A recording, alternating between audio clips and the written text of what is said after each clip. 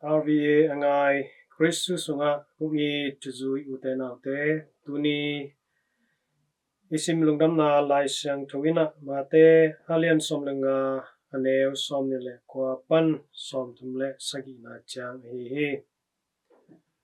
lai siang tho sunga topa Yesu ina mitampi te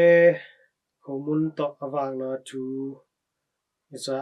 hi amai nalamdang nasep na te hangina mihon pi te na Israel pasian pathi jinjong imuhi ina hi thu piang pen koi mun san taka thu piang hiam chi yet ki tak chang ina Decapolis achi na mun thu piang hia gamunutun chen ina Galilee tui pi kan tanina mual tunga ka tawin pamual tung tam khata amai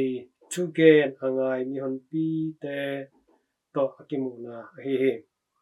kamun santaka masaina Yesu itugen angai mihon pi te laka apau thailo mitto hebaile apoi na tom tom anei tampi tak zong omina to te khem pe zong to pai sina damna na pia hi apau thailo te na pau thei ta mitto te na kwamuin hebai te zong lampai thein apoi te apoi na panina dam siang na tom tom panina dam na nga uhi nabangina topaina amai wangle na to hi bangina dam na apiang na te tung tonin mihon pi te na lamdang sa bektham loina Israel pasian phatu hi chi topa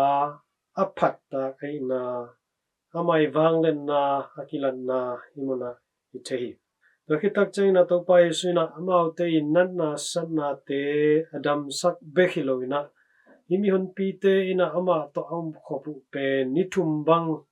ikinta hi manin anek adon di omloina gil dang takin aum lam amu tak changin himi te nek di bangom hiam china nungzui pi te na nungzui pi te kyanga na dongi nungzui pi ten zong sia o hilai mun san tak pen hopi sung to ki gamla hi za tak ni hon pi adina himun san taka nek thei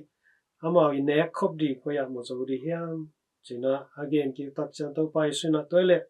no te laka bang nei na hi hiam china dot changin nungzui pi te na ngasa ton se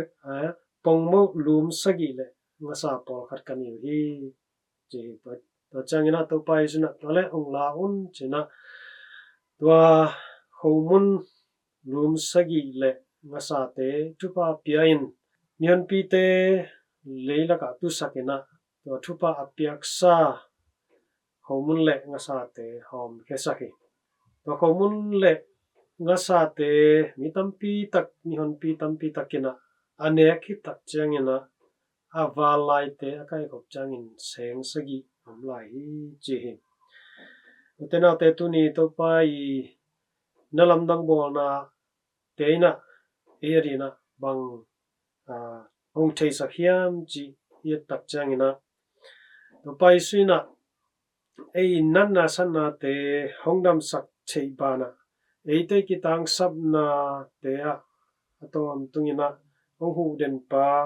ong lung hi mo pi den pa gil kel den ta hunin zong hong no selo pa hi na kimuthaya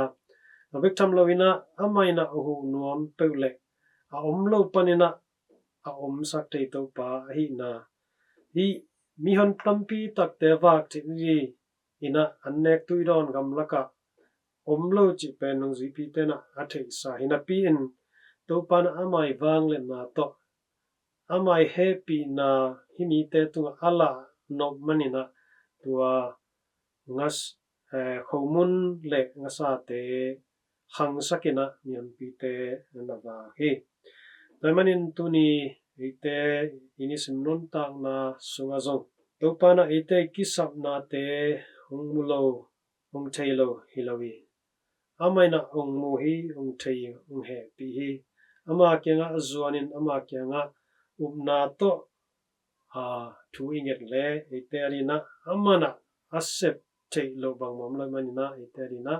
na lamdang tampi tak hong sep sak the hi tamanin hi mi han pi te na pasian i wanglet na na lamdang to pai si po na lamdang te amu tak changin Israel pasian pathi chi ba wani te na hi imu sa na lamdang tampi te ite tu ong piang na lamdang te ite na imu hitak changin pasian min phat aphat the te pasian min phat na to ite na ama tu alungdam koin ite kisam na te ama azuan the abel the ite itin ding tunina lai siang tho tung tonina imu hi lamanina ite kitang sap na hem to wa to pa na ite pumpi ari zungin khari zung kisam happy na tuam tom te vek pi tunga pekim cherta hen